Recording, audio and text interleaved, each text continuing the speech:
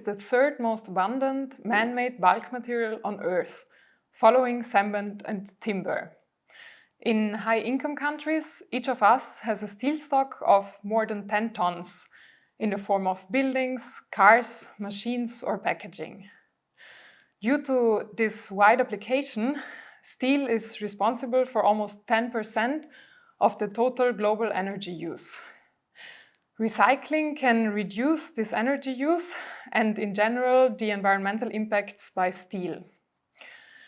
You have probably all come across the claim that steel is 100% recyclable. However, currently, less than half of all steel is produced from secondary resources.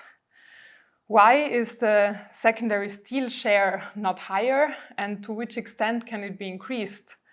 We will discuss this in this third Trash Talk with the topic Steel Circularity at its Best, organized by the Vienna Institute for Resources and Waste, to which I warmly welcome you. In this first block, we will discuss about some background of steel, its production, consumption and disposal, as well as related environmental impacts. In the second block, we will deep dive into steel circularity, including quality of secondary steel, as well as other value retention processes than recycling. And in the third block, we will look into a sustainable steel future and see to which options exist for reducing the environmental impacts of steel. And before I introduce you to our guests, briefly to myself, I'm a PhD student at the Chair of Ecological Systems Design of ETH Zurich and hold a CAS in Science Journalism. My background is in mechanical engineering. That is why I'm, of course, very interested in steel. And with this, I warmly welcome our guests. Sabine Dvorak has conducted her doctoral studies at TU Vienna in the field of secondary steel quality and utilization options. She's now a postdoctoral researcher at the same university, and she's also one of the co-founders of VIRWa.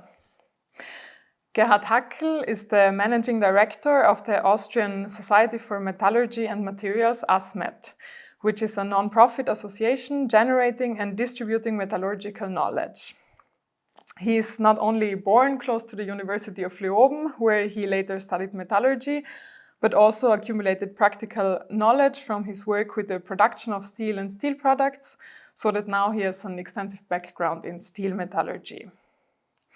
Wiebke Hagedorn is a research assistant at Wuppertal Institute and PhD student at RWTH Aachen. In her work, she assesses circular product systems, specifically in the tooling industry.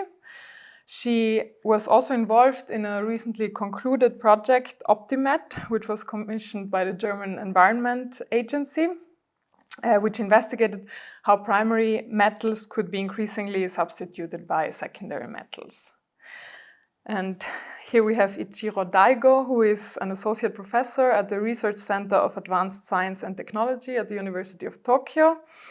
He has an extensive research portfolio in the fields of material flow analysis of steel, secondary steel quality, and the effect of tramp elements on relevant properties of steel, and life cycle assessment.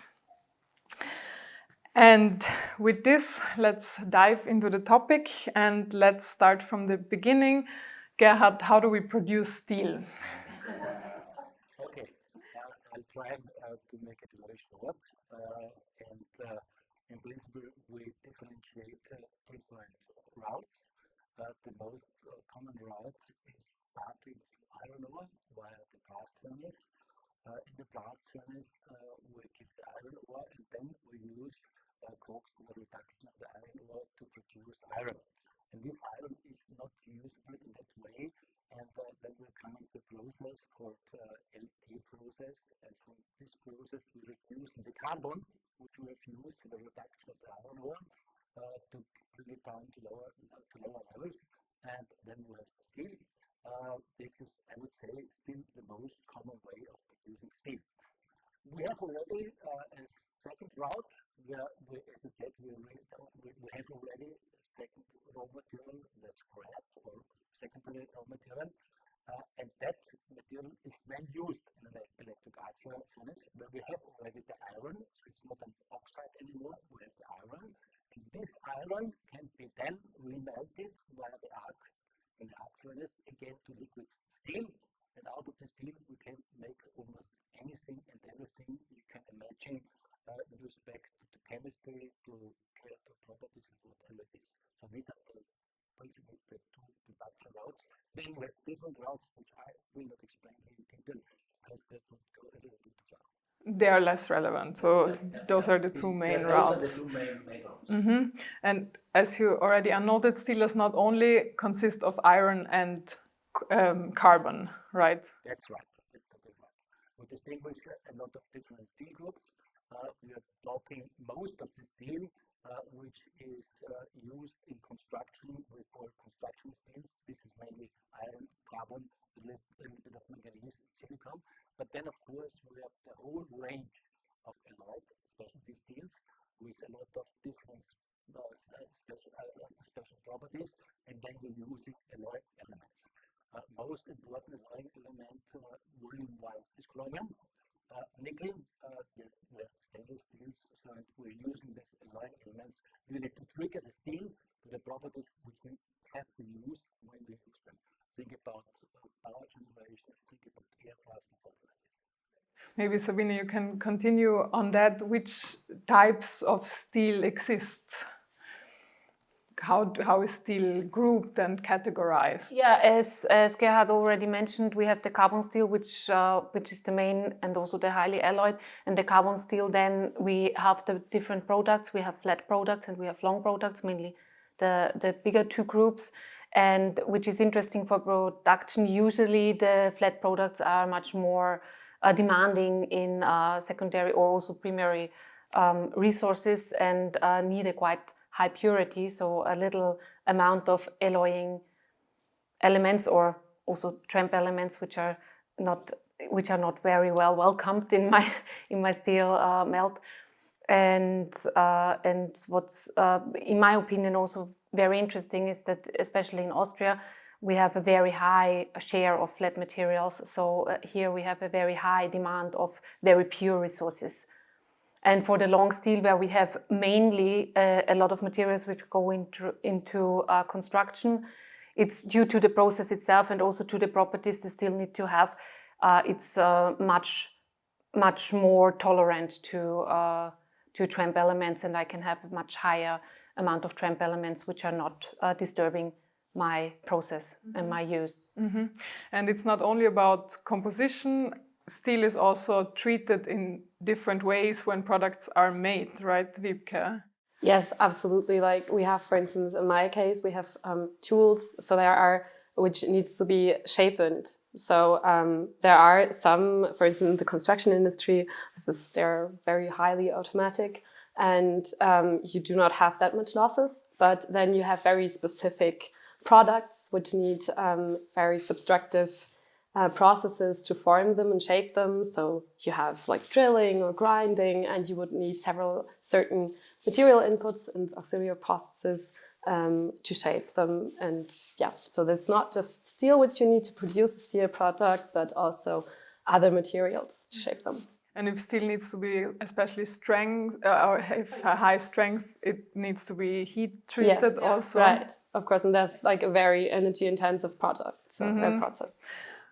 With this, you already mentioned one impact of steel. Ichiro, which are main environmental issues related to steel and steel production? So the biggest issue is GHG emissions. As introduced first, the iron ore is reduced by carbon, so therefore they have to emit a large amount of CO2 from blast furnace. So therefore the one of the biggest issue is how to reduce iron ore. But as he said, steel is iron carbon alloy, so therefore the carbon is a very good friend to iron. So and one of the key how can I say, the properties of steel is the strength, and the strength is always related to the microstructures. If we have a fine grain, then it has a higher strength. And those controlling of those grain size is made by carbon content and also the quenching processes. But somehow the carbon have to be exist with iron in steel. Therefore, the carbon issues are very, how can I say, close to the how to produce steel and also the how to control the properties of steel as well. And where does the main environmental impact of steel come from? Is it from the reduction of the iron ore? Yeah. Yes. And how relevant are heat treatments, for example, that happen later? Yeah, that's true. Basically, at this moment, when we have integrated iron and steel factories, we have a coke oven and also blast furnace. Then they get the many combustible gases from those furnaces. So they would be the kind of a heat source for the other processes. But if we could have another way of reduction, then we cannot have any gases. So then the heat should be prepared by other heat sources. That would be another problem in the future. If I may add maybe to the question, as a general rule of thumb, if we're producing steel via the virgin route, blast furnace, the tape process, and the rolling, and forging or whatever is necessary, we're producing roughly 1.8, somewhere with 1.8 to 2 tons CO2 per ton of steel. Only comparable if we're making the same starting from the secondary source scrap, raw material source, and actually I don't want to use the word scrap because it's a negative word, it's really a positive input for the process. We can save 90%, 92% of the CO2 footprint compared to the other. So the major chunk, the major portion is coming out from the reduction of the iron ore. It's always, if you have a ore, the reduction, and we have methods available not to use carbon. We know other processes that will be definitely discussed later. This is the major impact. Yeah, but just to add something here, like the reduction really depends also on the energy mix. So I wouldn't support actually the argument that it's 90% reduced. I think on average it's I think it's halved on global average. Like it depends also on the energy mix. So in Europe we have a higher share of renewable energy. So also the energy needed to produce via the secondary route steel is the impact, the carbon emission is reduced compared to other nations, like for instance China, which is the largest steel producer. So we should bear this in mind. Of course, if you go into the countries, if they Italy, for example, they have only one blast furnace, it's even smaller than that. But if you only look to the process, compared blast furnace to electric outputs, then you have this 50%. And basically for the blast furnace it's fixed, but once we start using electricity for the electric arc furnace, it depends. It's just a huge difference if you burn coal for energy or if you have wind mills or something. We have technologies available to improve it, but then we need also the green electricity. If you run the arc furnace not based on green electricity, then you make the electric energy via coal. Yeah. Then it doesn't have Worst case scenario. It doesn't really help. So now we speak about scrap already. There is some difference in countries in which still have a growing economy where the scrap share is small, but then there are other countries like Japan where the amount of steel consumed might not grow that much anymore. So what is the difference in these situations? Yeah, actually, the scrap is not coming from the using products, because if we want to get additional scrap, but we cannot throw away the operating cars, so now we are using them. So therefore, there is some limitation of the availability of scrap. But basically speaking, generally speaking, the market of the steel is already saturated, then the consumption and generation of scrap would be balanced. So therefore, if the used product could be recovered perfectly, 100%, then we can produce the steel again by using scrap in developed countries. But at this moment, we do not have such evidence because some of the steel is used for some like piling under the ground or some infrastructure which has a longer lifetime. So therefore, those steel are not recovered. Yeah. Therefore, the available scrap is always smaller than the demand of steel. If I may add on that, also what I think it's very important that we kind of differentiate also between new and old scrap, because the new scrap is the one I have internally in my steelwork and also what I get back from the fabrication of products, and it's very defined. Usually they know, people who sell it and people who buy it know what exactly is in there.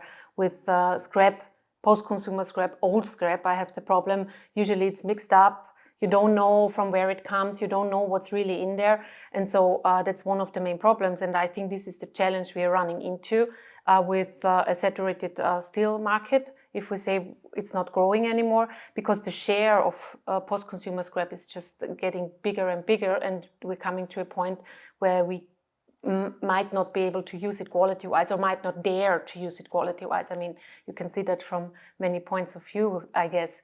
So for me, I think that's the main difference, because a growing market will suck up all the scrap they can get, because of course it's cheaper to use scrap and they have the tolerances. They just make building materials, which we could label as downcycling, which I know the steel industry doesn't like to hear, but still I think we could argue that.